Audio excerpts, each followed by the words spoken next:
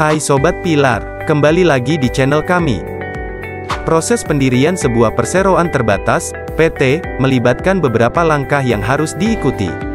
Yuk, kita simak langkah-langkah umum yang terlibat dalam pendirian PT di Indonesia. Penyusunan akta pendirian. Langkah awal adalah menyusun akta pendirian PT.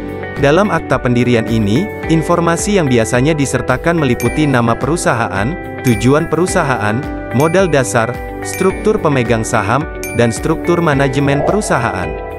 Memperoleh persetujuan nama perusahaan. Nama perusahaan harus disetujui oleh Kementerian Hukum dan Hak Asasi Manusia, Kemenkumham. Proses ini melibatkan pengecekan keberadaan nama yang diusulkan agar tidak bentrok dengan nama perusahaan lain yang sudah ada. Pembayaran modal dasar. Modal dasar perusahaan harus disetor ke bank sesuai dengan persyaratan minimum yang ditetapkan oleh undang-undang. Bukti setoran modal ini akan diperlukan dalam proses selanjutnya. Pengajuan dan pendaftaran perusahaan. Setelah akta pendirian disusun dan modal dasar disetor, langkah selanjutnya adalah mengajukan pendaftaran perusahaan ke Kemenkumham atau lembaga terkait lainnya. Proses ini melibatkan pengumpulan dokumen-dokumen yang diperlukan, seperti akta pendirian, bukti setoran modal, persetujuan nama, dan informasi lain yang diminta. Mendapatkan izin usaha. Beberapa jenis usaha memerlukan izin khusus dari instansi terkait, seperti izin dari Badan Pengawas Perdagangan Berjangka Komoditi, Bapepti, untuk perusahaan perdagangan berjangka, izin dari Badan Pengawas Obat dan Makanan, BPOM, untuk perusahaan farmasi, dan sebagainya. Mengurus NPWP dan SIUP.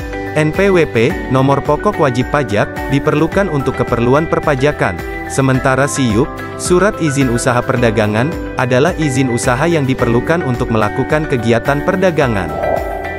Mendaftarkan karyawan ke BPJS Ketenagakerjaan dan BPJS Kesehatan.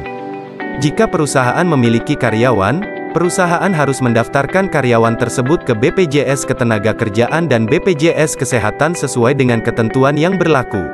Pendirian kantor. Menyewa atau membeli kantor sesuai dengan kebutuhan perusahaan juga merupakan langkah penting setelah pendirian perusahaan.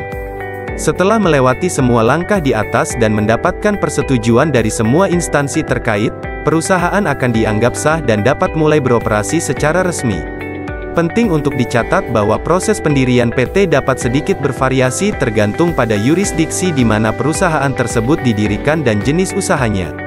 Sebaiknya juga berkonsultasi dengan profesional hukum atau akuntan yang berpengalaman untuk memastikan bahwa semua persyaratan hukum terpenuhi. Bangun bisnis kamu, dan legalitaskan bersama Pilar ya. Jangan lupa subscribe, like dan komen untuk info menarik selanjutnya.